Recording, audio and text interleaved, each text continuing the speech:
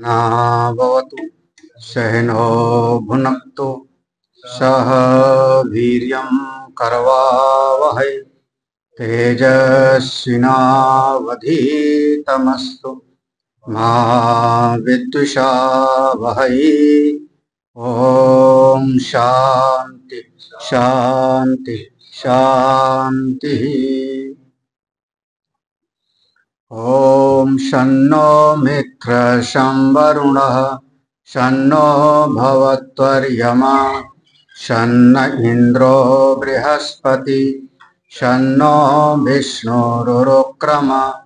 नमो ब्रह्मणे नमस्ते वायो त्वमेव प्रत्यक्षं ब्रह्मासि त्वमेव प्रत्यक्षं ब्रह्म वदिष्यामि ऋतं वदिष्यामि सत्यं वदिष्यामि तन्मामवतु तद्वक्तारमवतु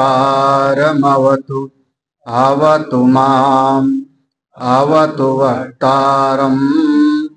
ओम शांति शांति शांति।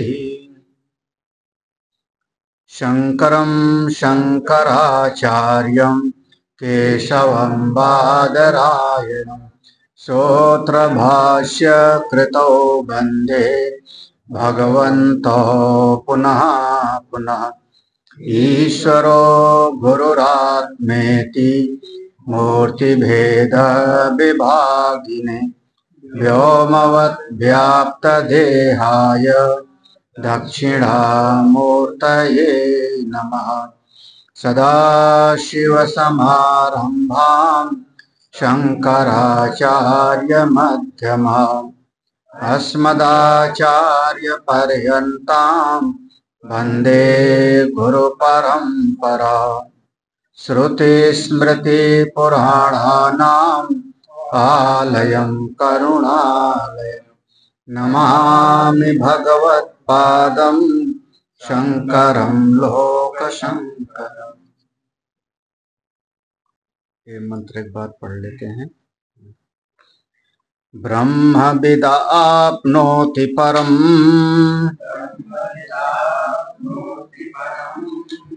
सत्यं ज्ञानमनन्तं ब्रह्म यो वेद निहितं गुहायां परमे व्योमन्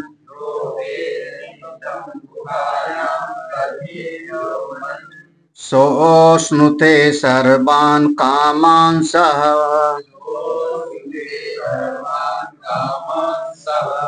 ब्रह्मणा विपश्चितेति।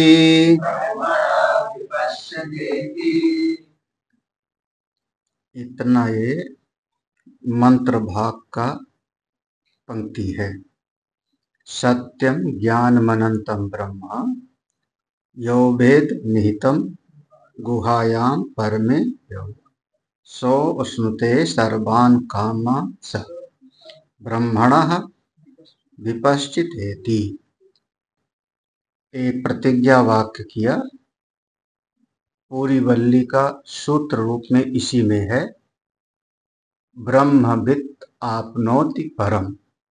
जो ब्रह्मवेत्ता होता है वो उस परम तत्व का अनुभव कर लेता है, अपने जीवन मुक्ति का, अपने स्वरूप भूत निष्ठा को प्राप्त कर लेता है। तद ऐसा अभ्युक्त इस विषय में कहा जाता है। ऐसा इसके साथ में ऋक लगा लें, आगे भाष्यकार लगाएं। तद ऐसा ऋक अभ्युक्त, ऐसा मंत्र में भी कहा गया है। क्या कहा गया है? अब ये ब्रह्म का लक्षण किया। ये ब्रह्म का लक्षण वाक्य है। सत्यम ज्ञानम अनंतम ब्रह्म। जिस परम तत्व को पालेगा, और पहले कहा था ना ब्रह्मविद् आपनोति परम, ब्रह्मविद् आपनोति परम। तो ब्रह्म को जानने वाला परम तत्व की अनुभूति को प्राप्त कर लेगा। तो ब्रह्म कैसा है? तो ब्रह्म का लक्षण वाक्य किया है। सत्यम ज्ञानम अनंतम ब्रह्म, ये ब्रह्म का लक्षण है। वो सत स्वरूप है लेकिन जड़ नहीं है। सत स्वरूप कहने से एक ऐसी भावना हो सकती है कि जैसे समस्त घट में व्याप्त मिट्टी है, समस्त आभूषणों में व्याप्त स्वर्ण है। तो स्वर्ण सब में व्याप्त तो है लेकिन जड़ है ना, मिट्टी जड़ है ना। समस्त तरंग और लहरों में व्याप्त जो जल है, तो आप कह तो सकते हो कि नाम रूप जितना है तरंगों का वो मिटने वाला है, घट का नाम रूप तो मिटने वाला है, मिथ्या है, लेकिन उसका जो मृतिका है वो सत्य है, जो जलत्व है वो सत्य है तरंगों का, लेकिन उसमें जड़त्व है। तो कहीं ऐसा ना किसी को हो जावे कि वो फिर जड़ होगा। सब में व्याप्त है तो सब में, लेकिन जैसे मिट्टी या स्वर्ण या जल है वैसे जड़ है। तो कहते हैं ज्ञानम, ये दूसरा लक्षण दिया, ये दूसरा विशेषण है। वह चेतन स्वरूप है, वो चेतन स्वरूप है, वो सर्वव्यापक भी है और चेतन स्वरूप भी है, सर्वज्ञ है, ज्ञप्ति स्वरूप है, यानी चैतन्य स्वरूप है, वो जड़ नहीं।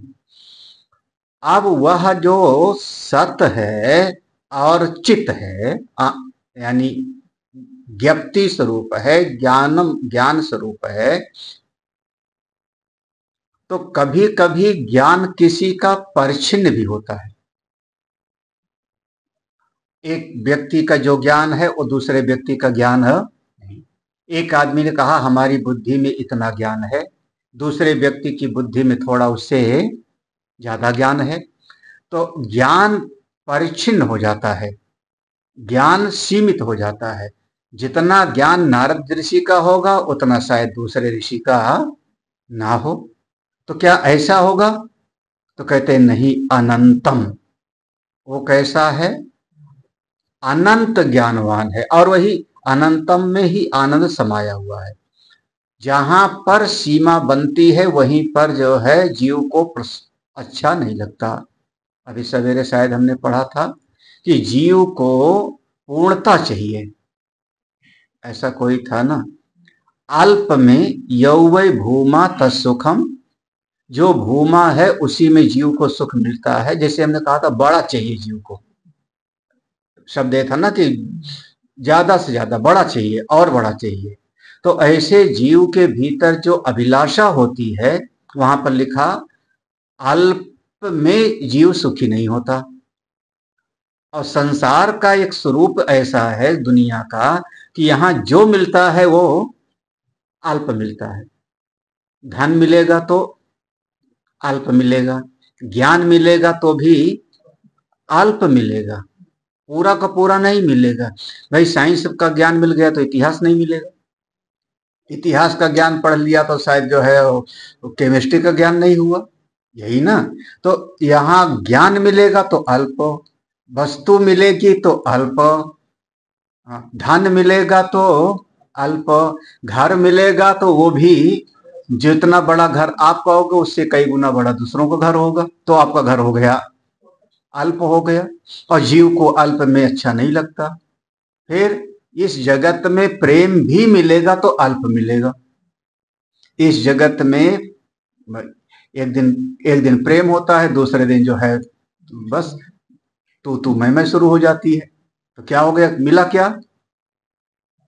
अल्प मिला। जब अल्प मिलता है तो अल्प में जीव को अच्छा नहीं लगता। तो कैसा चाहिए? वो तत्व कैसा है? अगर वो भी अल्प होगा तो वो भी हमको पूरी तरह से तृप्त, जो कहा था परम आपनोति परम ब्रह्मविद आपनोति परम, वो कैसे होगा? अगर वो भी अल्प होगा तो कहते अनंतम, ना अंत विद्यते यस्य, जिसका कोई अंत ना हो। अनंतम माने पूर्णता, पूर्णता, इसी को आनंद। अब जब कोई चीज अनंत रूप में मिल गई तो उसी में आनंद है। हाँ, अब आपका वो सिद्ध हो जाएगा, सत चित और आनंद। आनंद कहां पर है? अल्प में आनंद नहीं है, अल्प में आनंद नहीं है। आनंद कहां पर होगा? अनंत में, पूर्णता में। जब कोई चीज मिले तो बच्चे को मिठाई का डब्बा दिखाई पड़े तो उसको लगता है पूरा डब्बा हमको चाहिए, पूरा डब्बा चाहिए। हाँ हाँ बिल्कुल, इसीलिए तो बेचारा दुखी है। जीव भी अल्प है, जीव के पास जो वस्तु व्यक्ति याद है वो भी अल्प है, तभी तो जीव बेचारा दुखी है। और इस जीवत्व से तो ऊपर उठ करके उस ब्रह्मत्व में जाना है।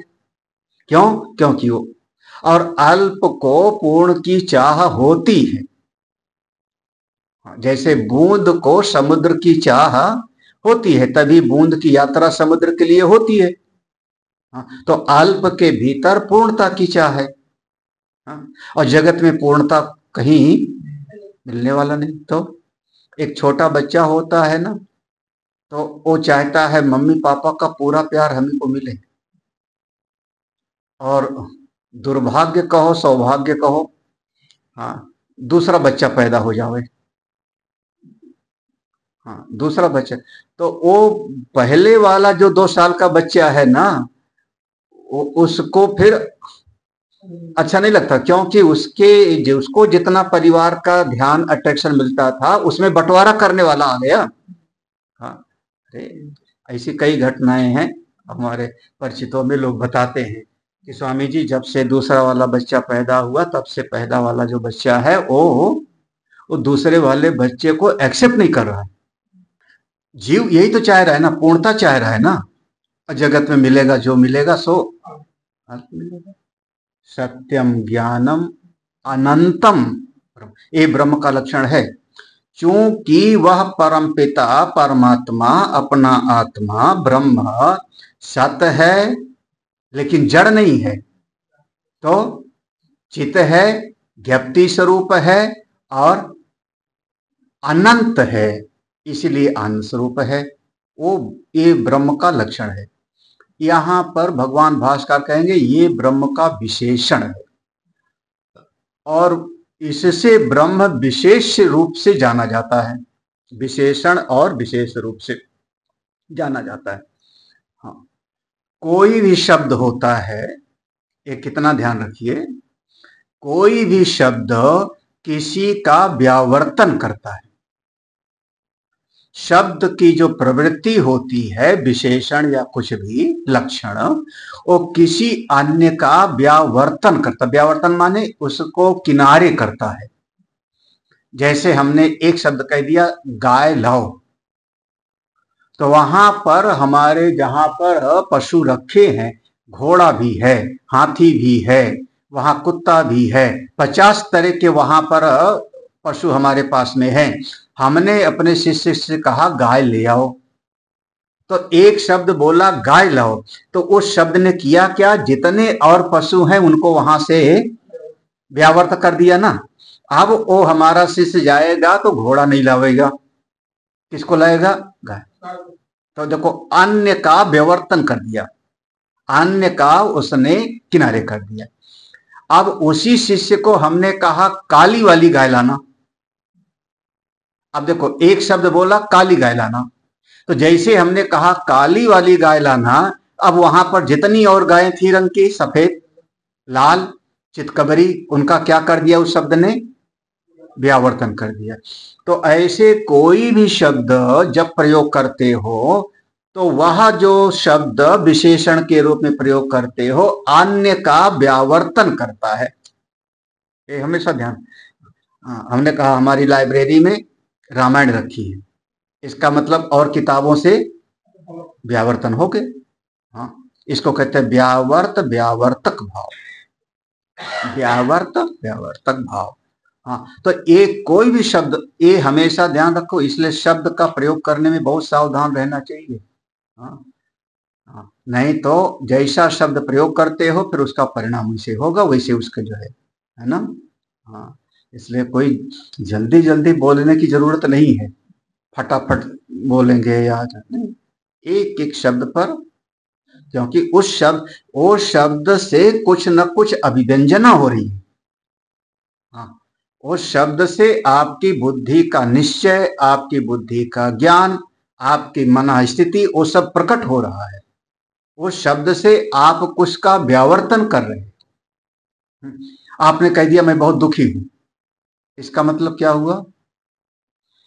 उस एक शब्द में अभिव्यंजना क्या हुई कि आपने एक शब्द कहा, स्वामी जी बड़ा दुखी हूं, मतलब हमने समझ लिया कि चाहे इस घर में सास है, चाहे घर में बहू है, चाहे बेटा है, सब तुझको सताने वाले हैं।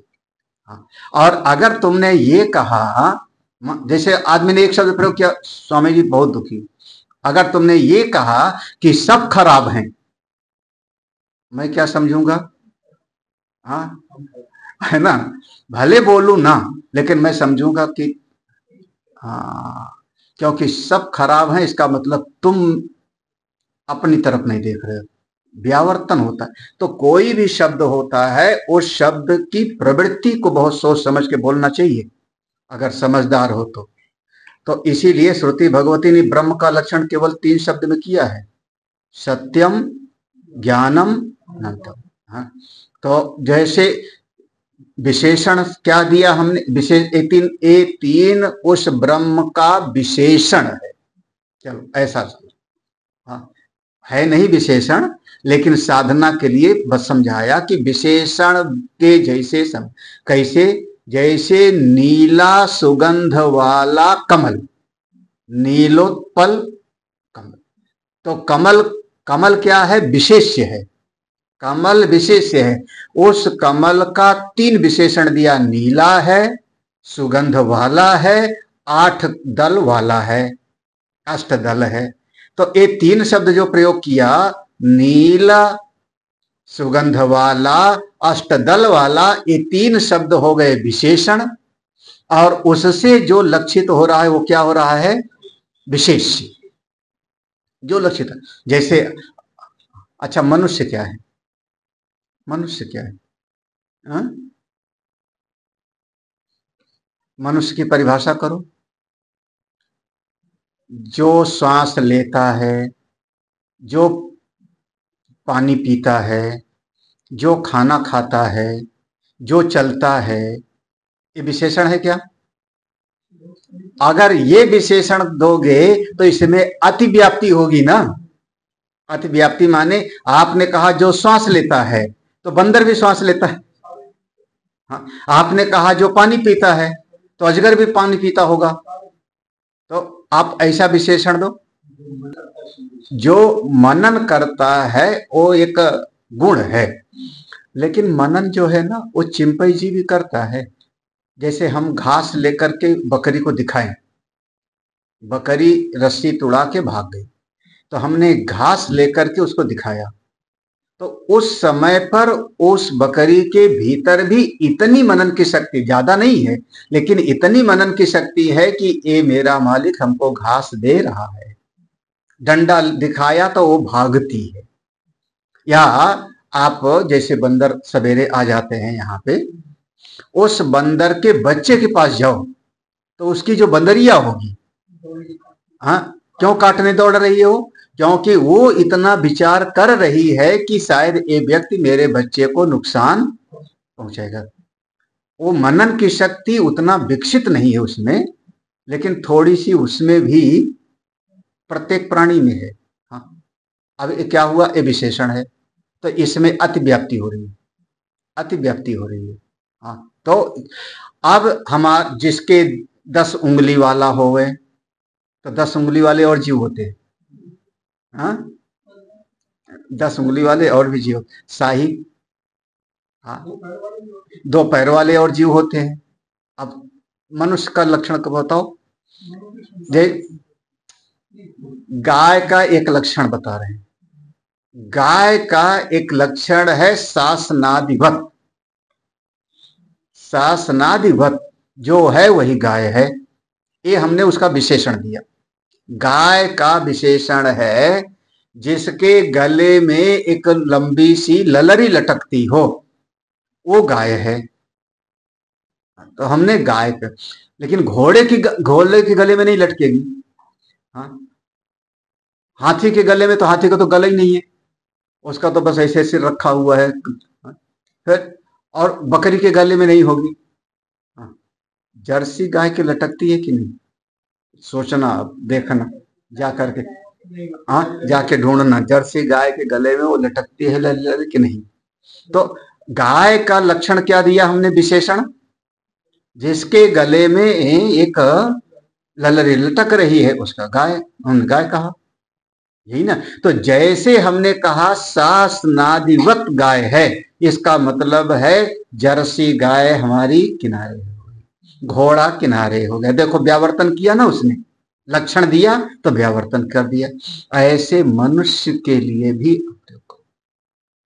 मनुष्य क्या है, विशेष्य है, उसके एक कई लक्षण हैं। कौन सा लक्षण है? जो दो पांव पर खड़ा हो गया, जो मनन कर सकता है, जो मनन कर सकता है, जिसके भीतर इमोशनल अटैचमेंट है, वैसे और पशुओं में भी होता है। ये सब उसके क्या हो गए, विशेषण हैं। लेकिन विशेष से क्या हो रहा है, मनुष्य। ऐसे वो ब्रह्म विशेष्य है और उसके तीन विशेषण हो रहे हैं, सत्यम, ज्ञानम, अनंत, ये उसका विशेषण। इन विशेषणों के द्वारा उस विशेष तत्व को लक्षित किया जाता है। विशेषण लक्षण प्रमाणाभ्याम वस्तु सिद्धि, लक्षण के द्वारा ही किसी चीज का हम उपदेश कर सकते हैं। हाँ, अब हमने बच्चे को कहा जामुन लेके आना, अब बच्चे ने जामुन कभी नहीं देखा था, क्या बताओगे, कैसा होता है जामुन? हाँ, काला होता है। तो काला काला तो तरबूज भी होता है इतना बड़ा। हाँ, अच्छा छोटा छोटा होता है, काला काला होता है और छोटा छोटा होता है, छोटा छोटा अंगूर भी होता है। देखो अब क्या हो रहा है, अति व्याप्ति हो रही है। जो लक्षण बता रहे हो कि वो दूसरे में भी वो लक्षण जाके घटित हो रहा है ना।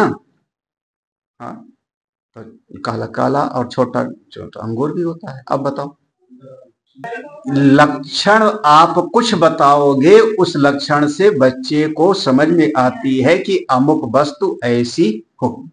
बिना लक्षण के बताए उस वस्तु का आप बोध सामने वाले को नहीं करा सकते हो। तो इसे लक्षण प्रमाणाभ्याम वस्तु से, उस ब्रह्म का लक्षण क्या हुआ, सत्यम, ज्ञानम, अनंतम। हाँ, एक चीज और बस, एक तो लक्षण है, ये तीन उस ब्रह्म को बताने के लिए लक्षण को सामने रखा। दूसरी विशेषण है। तीसरा भाव है कि कोई भी शब्द प्रयोग करते हैं तो व्यावर्तन है ना। हाँ, जैसे आपने कहा स्वामी जी, इसका मतलब जो पैंट शर्ट वाला है वो व्यावर्तन हो गया, यही हो गया ना। तो ऐसे ही जब हमने कहा सत्यम, तो असत का व्यावर्तन हो गया। सत्य शब्द असत का व्यावर्त कर दिया। और ज्ञानम, यानी ज्ञानम जब कहा तो जड़ का निषेध कर दिया इसने, वो जड़ नहीं है, वो असत नहीं है, वो जड़ नहीं है। और जब आपने कहा आनंद अनंत, तो वो आपके दुख का निषेध कर दिया, ये व्यावर्त कर दिया उसको। उसमें कोई दुख नहीं है, उसमें जड़त्व तो नहीं है, और उसमें मिथ्यात्व तो नहीं है, असतपना नहीं है। सत्यम ज्ञानम अनंतम ब्रह्म है ऐसे। यौ वेद, इस ये लक्षण वाक्य समझिए, यहां लक्षण हो गया, ब्रह्म का ये लक्षण है, सत्यम ज्ञानम अनंतम। अब आगे, आगे इस साधन के लिए है, साधक। पहला वाक्य था प्रतिज्ञा वाक्य, दूसरा वाक्य था उद्धृत किया कि तदेशाभ्युक्ता, यही बात मंत्र भाग में कही। अब उसके बाद ये लक्षण हो गया, और उसके बाद अब साधक और साधना दोनों का वर्णन आ गया। इसमें साधक कौन है, इस तत्व को जो जानेगा वो कैसा होना चाहिए, और कैसे जानेगा, कहां पर जानेगा। साधन क्या है देखो, यौ वेद निहितम गुहायाम परमे व्योमन सो अश्नुते सर्वान कामान सह, एक प्रयोजन हो जाएगा। ब्रह्मणा विपश्चितेति, तो यहां तक जो है अब इसका थोड़ा सा ऐसा ऐसा देखो, यौ माने जो, यह जो माने जो अधिकारी, विपश्चित इति यहां से लगाना, यौ विपश्चित, विपश्चित देख रहे हैं ना, हाँ, यौ विपश्चित ब्रह्मणः वेद, यौ विपश्चित ब्रह्मणा वेद, थोड़ा ध्यान रखना कहां पर बोल रहे हैं, यौ विपश्चित ब्रह्मणा वेद, हाँ, जो जो विद्वान, या माने जो, जो विपश्चित माने, विपश्चित माने विशेष, बी लगाना आगे, विशेष रूप से प्रज्ञावान, विशेष रूप से बुद्धिमान, प्रबुद्ध, यौ विपश्चित, विशेष रूप से प्रज्ञावान। ये विपश्चित शब्द जो है वहां पर भी आएगा, न जायते म्रियते वा विपश्चित, उपनिषद में आएगा, शायद गीता जी में कदाचित है, कदाचित गीता जी में है, और उपनिषद में है न जायते म्रियते वा विपश्चित नायम भूत्वा भविता वा न भूया अजो नित्य शाश्वतो अयम पुराणो न हन्यते हन्य। विपश्चित माने विशेष रूप से प्रज्ञावान, विशेष रूप से बुद्धिमान, ब्रह्म को जानता है। देखो यौ विपश्चित, विपश्चित समझिए कि वो अधिकारी का विशेषण हो रहा है ना, सब नहीं, कौन कौन, जो विशिष्ट प्रज्ञा से युक्त होगा। विशिष्ट प्रज्ञा माने बी उपसर्ग है, हाँ, विशेष रूप से प्रज्ञावान, विशेष रूप से प्रज्ञावान माने इतना समझो कि जो साधन चतुष्टय संपन्न है, विवेक शक्ति जगी है, विवेक वैराग्य शाम दम मन, ऐसे बताया ना, शाम दम उपरति तितिक्षा श्रद्धा। तो विवेक माने क्या, कम से कम इतना हो कि इतना विचार करेगी मेरा हित किसमें है और मेरा अहित किसमें। ये तो पहली सीढ़ी है, ये पहली सीढ़ी है। हाँ, अगर इतनी भी प्रज्ञा नहीं है तो आगे कैसे बढ़ेगा। हाँ, जब अपना हित और अपना अहित नहीं समझ में आएगा, मतलब क्या हुआ, भीतर कहीं ना कहीं अहम जगता है। हाँ, बस मैं तो गंगा जी में कूदूंगा, ओ मैं तो ये जहां पर जाल लगा हुआ है, वो रस्सी लगी हुई है, जंजीर, आदमी जो है ताव में उसको भी का पार करके उस पार जाता है। क्यों जा रहे हो, हाँ, डूबने के लिए नहीं जा रहा है, लेकिन उसको अपना हित और अहित नहीं समझ में आ रहा है कि अगर ये जाली लगी हुई है तो इसका कोई ना कोई कारण है। तो क्यों उसको पार कर रहा है, अहंकार के कारण, अपना अभिमान के कारण पार किया उसको। ठीक है, कई बार तो है, ठीक है, जाएगा, तैर के चला आया, लेकिन उसी में से कोई एक आध तो, अभी एक हफ्ते पहले कोई बहा था ना, अभी एक हफ्ते पहले कोई जो है मोटा तगड़ा आदमी बह गया था, कुशल तैरने वाला। क्यों ऐसा हो रहा है, जिसको अपना हित और अहित, बस एक शब्द यही है। हाँ, और हित अहित माने थोड़ा दूरदृष्टि वाला। हाँ, ये नहीं कि हम तो उसको पड़ोसी वाले को जाके सुना के आ गए, और तुमको पता नहीं वो पहलवान था, वो पुलिस वाला था, तो तुम पर 50 मुकदमा कर देगा, अब क्या करोगी। आजकल बहुत चल रहा है ना, ट्विटर वगैरह पर किसी ने कुछ कमेंट्स कर दिया, ऐसा चल रहा है ना कि पाकिस्तान के पक्ष में कर दिया या हमारे अपने भारतवर्ष के खिलाफ कर दिया, फिर योगी जी उसको ठंडा करते हैं। तो ऐसे ऐसे हो रहा है ना ऐसा, हाँ, लंगड़ाते लंगड़ाते, क्योंकि उसको ठंडा किया गया। तो एक दो लाइन लिखने की तो उसको क्या जरूरत थी, क्यों उसमें पड़ा हुआ है। तो उसको अपना इतना भला नहीं समझ में आ रहा है कि मैं ऐसा करूंगा तो इसका आगे परिणाम क्या होगा। समझ में आ रहा है ना। हाँ, तो क्या हो गया वो फिर अभी भले वो बहुत बड़ा साइंटिस्ट हो, लेकिन अभी उसका विवेक शक्ति नहीं जगी है। विवेक माने बीच पृथक करने, विवेक बीच पृथक करने, दो चीजें मिली होती हैं तो उसको बिल्कुल अलग अलग करके और फिर जिसमें मेरा हित होगा उस मार्ग पर चलना। बस यही यहीं पर जीव चूकता है, यहीं पर जीव चूकता है। यौ विपश्चित, ये विपश्चित लक्षण है, साधक का गुण है, विशेषण है। सब नहीं पा पाएंगे इसको। हम ब्रह्मविद सब नहीं होंगे। कौन होगा?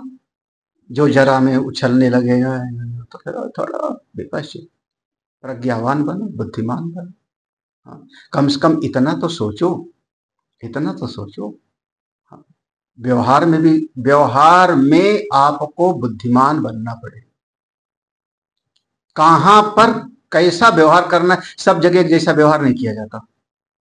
अब हमारे पास कोई मंडलेश्वर आ जाएंगे तो हमारा व्यवहार बदल जाएगा, कोई और संत आएंगे तो हमारा व्यवहार बदल जाएगा, कोई गृहस्थ भक्त आए तो उसमें भी कैटेगरी है, उसमें भी कैटेगरी है, हमारा व्यवहार बिल्कुल बदल जाएगा। आप कह दो कि नहीं सबके साथ एक जैसा व्यवहार करें, हमारे भीतर तो विक्षेप है, मैं तो जो है मंडलेश्वर जी आए उतार दूंगा धड़ाधड़, हाँ ऐसी तैसी तुम्हारी, तब फिर आपको अपना व्यवहार बिल्कुल संतुल, समझ रहे हैं ना कृष्ण कि नहीं। हाँ, हाँ, लेकिन वो कहते हैं ना जोश में होश आदमी खो देता है। किसके सामने आप कैसा व्यवहार कर रहे हो, सावधान रहो। गुरुदेव एक शब्द बोलते थे, अंतःकरण शुद्धि का पहचान, ये गुरुदेव कहते थे, अलर्ट, विजिलेंट एंड क्वाइट, ये तीन शब्द प्रयोग करते थे। अलर्ट, सजग रहो, समझदार रहो, और थोड़ा शांत मन से रहो। Alert, vigilant and quite. हाँ, सजगता हमेशा बहुत जरूरी है, नहीं तो फिर हाँ, अब आप सजग नहीं रहोगे तो मैं पढ़ाता रहूं, आप सो जाओ। हाँ, फिर अच्छा मैं पढ़ाता रहूं, आपके भीतर विवेक शक्ति, हम दो तरह की बात बोलते हैं, तो आप उसमें जो वही साधु ऐसा चाहिए जैसा सूप सार सार को गई रथ है थोथा दे उड़ाए। हाँ, जो व्यवहार में कुशल होगा वही आगे बढ़ पाएगा, नहीं तो आगे नहीं बढ़ सकता। फिर वो केवल कल्पना में खोता है कि मैं ऐसा कर लूंगा, मैं ब्रह्म को जान लूंगा। अरे जब तुम व्यवहार नहीं कर पाए तो ब्रह्म को कैसे जान पाओगे।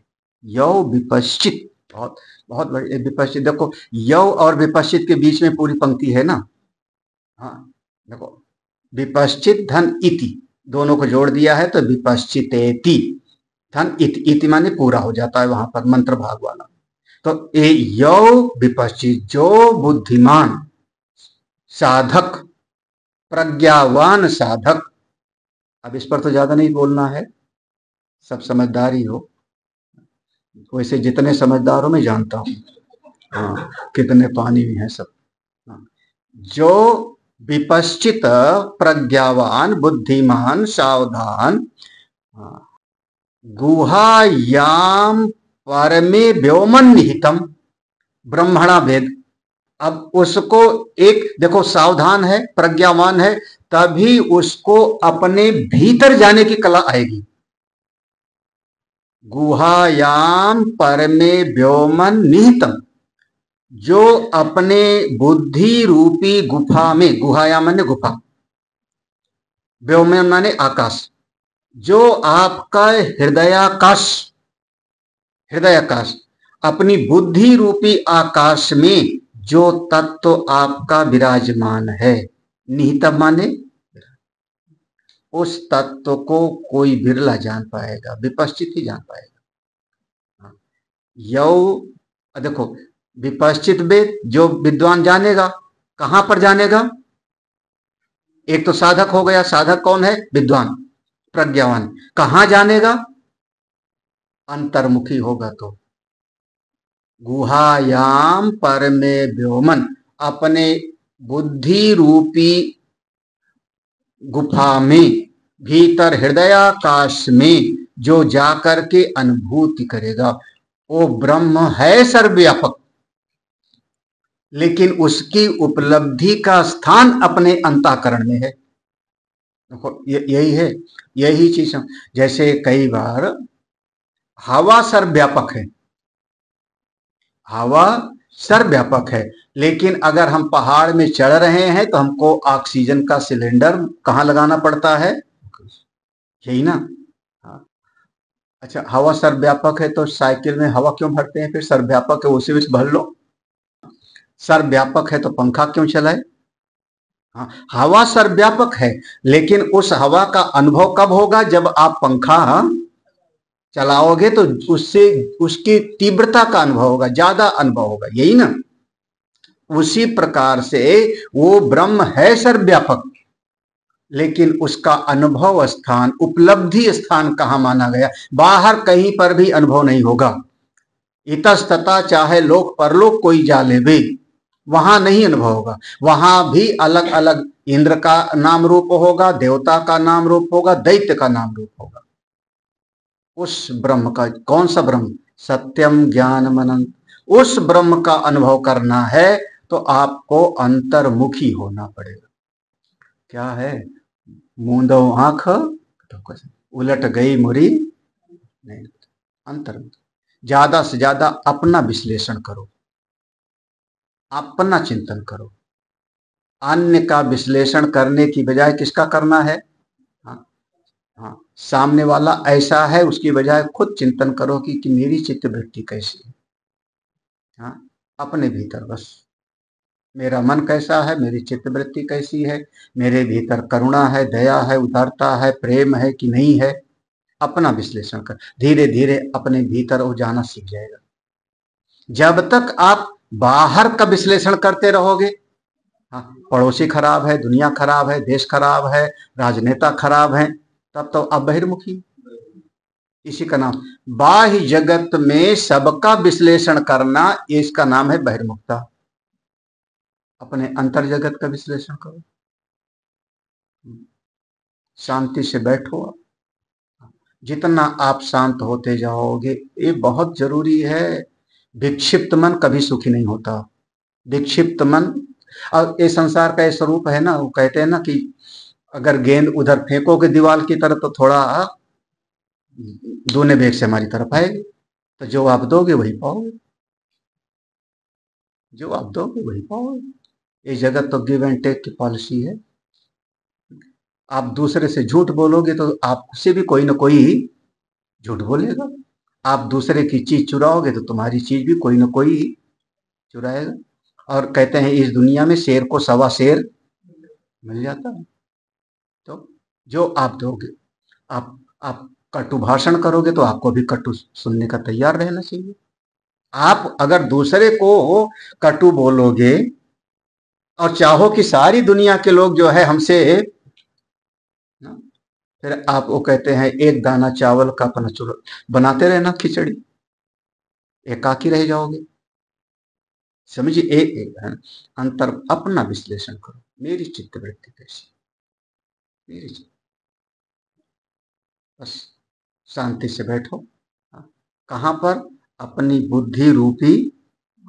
हाँ, सबसे बढ़िया समय है एकांत का। हाँ, बंबई जैसा जगह, इतना बढ़िया समय नहीं मिलता। हम सोचते हैं कि जितना बढ़िया समय हमारा एक समय था, जब हम 2 साल कोई प्रवचन नहीं, आराम से बस लंगर में खाना खा लेना, वो सबसे बढ़िया समय था। भले पेड़ के नीचे सोए तो, हाँ, पेड़ के नीचे सोना पड़ता था, लेकिन अंतर्मुखी। क्यों? क्योंकि उपलब्धि स्थान कहाँ? ब्रह्म की उपलब्धि स्थान बुद्धि रूपी गुफा, निहितम गुहायाम।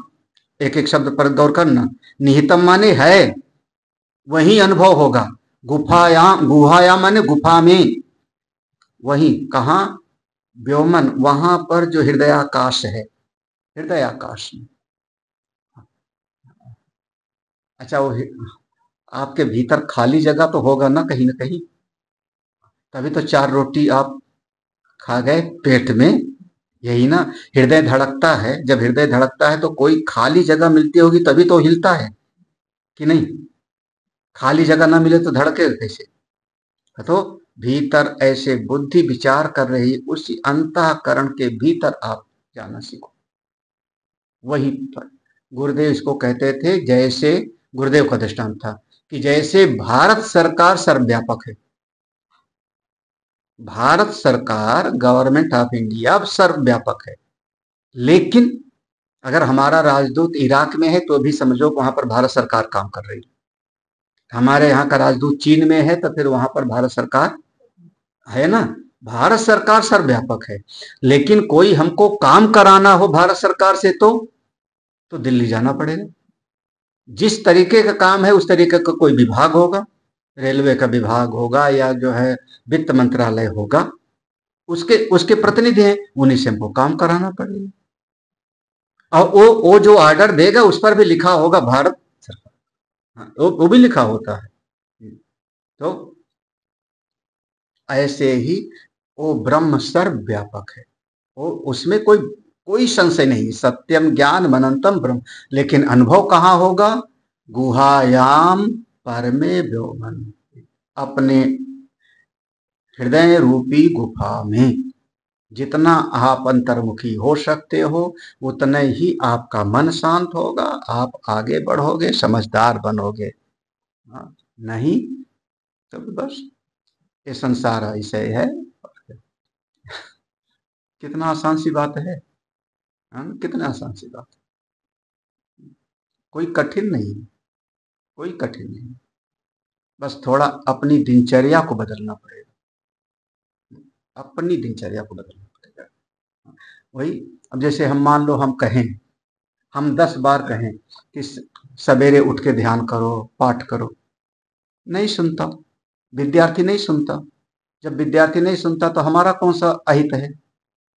हम तो ये कई बार बोले, हमारा तो जो होना था सो हो गया, अब हमारा तो अंतिम अंतिम पड़ाव है। हाँ, अब हमारा क्या होगा? बिगड़ेगा किसका? हाँ, बिगड़ेगा किसका? तो अब लेकिन वो बच्चे को नहीं समझ में आता। हाँ, जो कोई प्रज्ञावान बुद्धिमान, हाँ, वो ऐसा चित्त वृत्ति होती है ना कि आदमी को लगता है बस मैं तो ये देखो, हाँ, उसको पटक के मार आया, ये पटक के मार आए। तो वो हमारे वहाँ माहौली में कोतवाली बगल में है, हाँ, वहीं से विनय मंडल वगैरह सब जुड़े हैं ना। वहां पर फिर एक खास आदमी बैठा रहता है वहीं पर, वो लिखता रहता है दरखास्त। तो वो भी सत्संग में आता था। बस फिर जो है गांव में तो पटक के मार आए, गांव में जोश आया, पटक के मार आए, और फिर पुलिस वाले के पीछे पीछे घूमते रहते, फिर उसके बाद कोर्ट में घूमते रहो। तो क्षणिक जो आपका अहम जो संतुष्ट हो रहा है उससे बचना है। एक क्षण में जो अहम का संतोष होता है उससे बचना है। आप प्रज्ञावान वो है जिसकी थोड़ा दूर दृष्टि होती है। ऐसे कहते हैं ना, दूर दृष्टि पक्का इरादा। ये नहीं समझ पा रहा कि आज के 5 साल बाद क्या होगा, 10 साल बाद क्या होगा, वो समझ। हाँ, एक पंक्ति हो गई, यौ वेद, देखो, यौ विपश्चित को यहां लगा लेना, यौ विपश्चित वेद, जो कोई विद्वान विद्वान प्रज्ञावान सर्वज्ञ इसको जानता है। कहाँ जानता है? कहाँ जानेगा? निहितम, निहितम माने जहां पर स्थित है, गुहायाम परमे व्योमन, हृदय, गुहायाम माने हृदय रूपी गुफा में, जहां पर हृदयाकाश है वहीं पर निहित है। जो वहां पर अनुभव करके जानेगा क्या होगा? सो अश्नुते साह साह सर्वान कामान ब्रह्मणा सह अश्नुते, साह सर्वान कामान ब्रह्मणा सह अश्नुते। वो जो भीतर गया वो क्या होगा? सर्वान कामान, उसकी समस्त कामनाएं पूरी हो जाएंगी। लो, वो कामनाओं को छोड़ के भीतर गया था। ये दुनिया का बड़ा एक बिरंगा, क्या कहें, दुनिया बड़ी बहुरंगी है ना। जब तक हम चाहते थे तब तक मिला नहीं, और जब कामना ही नहीं रही तो सब चीज मिल जाती है। हाँ, कामना थी, जब हम संसार को चाहते थे तो संसार मिला नहीं, और संसार की कामना छोड़ दिया तो संसार पीछे दौड़। क्या, अब ये तो महापुरुषों के अनुभव से आप लोग जोड़ सकते हो ना, अनुभव में दिखाई पड़ता है। साह सर्वान कामान अस्नुते, उसकी समस्त कामनाएं, देखो सर्वान कामान माने सारी कामनाएं उसकी पूरी हो जाती हैं। और मत विशेषता तो है कि वो तो चाहते ही नहीं कुछ, वो तो चाहते ही नहीं कुछ, फिर भी पूरी हो जाती। साह, हाँ, उसने जाना, अपने आत्मा को जाना, अपने हृदय रूपी गुफा में जाना, जाना अपनी आत्मा को। परिणाम क्या हुआ कि आत्मा ही सर्वात्मा है। यही कहा ना, वो सर्वव्यापक है, अनंत है। जैसे उसने उसके भीतर से किसी के प्रति का द्वेष भाव खत्म हुआ, राग द्वेष खत्म हुआ, अपने भीतर आत्मा को जाना, तो सर्वात्म भाव की प्राप्ति हो गई। तो सारी प्रकृति फिर उसकी सेवा करने लगी, फिर सारी प्रकृति सेवा करती है। चलो आज महाराज जी को कंबल देके आए, आज स्वामी जी को जो है अमुक चीज देके आए। कौन कर रहा है? प्रकृति कर रही है, क्योंकि मेरी आत्मा और उसकी आत्मा अलग नहीं है ना, मैंने अनुभव कर लिया ना। तो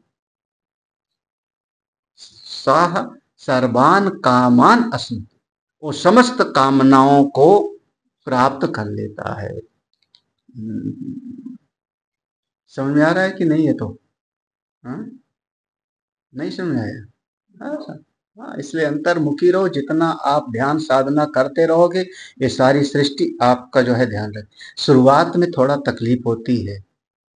हमारे महाराज श्री कहते थे, पूज्य स्वामी रामानंद जी, आप किसी भी गांव में चले जाओ, 3 दिन भूख सहने की सामर्थ्य हो। हाँ, 3 दिन आप सड़क पर जाओ, गांव में जाओ, बैठ जाओ, 3 दिन आपके चित्त में बिना विक्षेप के, बिना दुखाकार वृत्ति के भूख को सहने की सामर्थ्य हो, चौथे दिन से प्रकृति आपको भोजन की व्यवस्था करे। अब लोग क्यों करेगी? क्योंकि उसने अपनी आत्मा को समस्त सर्वात्मा में मिला दिया। एक तो व्यवहार में इसे दिखाई पड़ता है कि अगर आपका अपनापन है, परिवार में 10 लोग हैं, अपनापन है, तो एक व्यक्ति नहीं खा रहा है तो 4 लोग उसको मना के खिलाओगे ना।